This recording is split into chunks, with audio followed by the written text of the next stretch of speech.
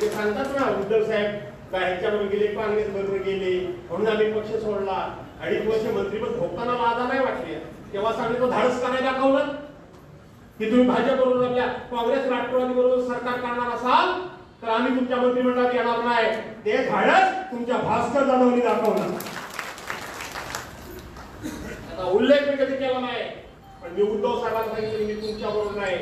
उद्धव साहेबांची एका सेकंदात नव्हे एका क्षणात प्रतिक्रिया आली की सगळे गेले तरी चालतील, आपण दोघांनी राहायचं आणि भास्कर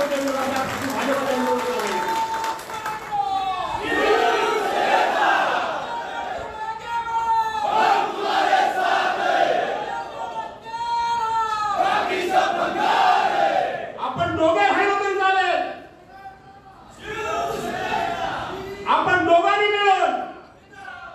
आपण दोघांनी मिळून भाजपच्या विरोधात लढायचं.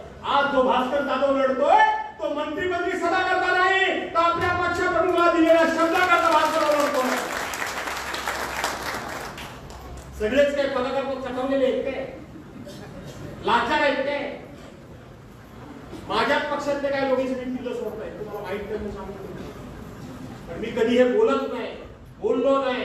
पक्षांतर विषयी जाहीर व्यासपीठावर मी कधी चुकून बोलत नाही. बोलतो कधी कोणाला निष्ठा शिकवता तुम्ही? खोट्या निष्ठेच्या गोष्टी करायच्या. पप्याने सांगितलं ते काय खोटं सांगितलं नाही.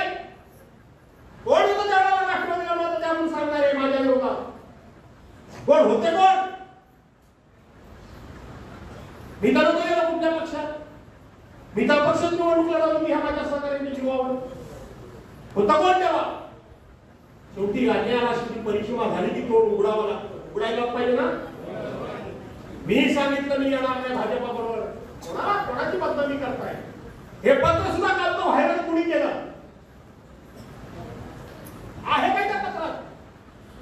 त्या पत्रात हे जे कोण गद्दार आहेत त्यांच्यापासून तुम्हाला सावध करावं आणि उद्धव साहेबांचा झेंडा फडकवावा ह्या असलेल्या पत्राला लिहिलेलं आहे. अर्थ त्याचा तो आहे. कुणी केलं व्हायरल मला माहिती आहे, पण ते शोधणं आता जबाबदारी पक्षाची आहे, माझी नाहीये. वाटतं पक्षाला शोधेल तर शोधणार नाही, त्यांचं त्यांनी ठरवायचं. सगळ्याच काही जबाबदारी आमच्या नाहीये आणि म्हणून व्हायरल कोणी केलं पत्र? लोकशाही मराठी ऐका, पहा, जागरूक रहा.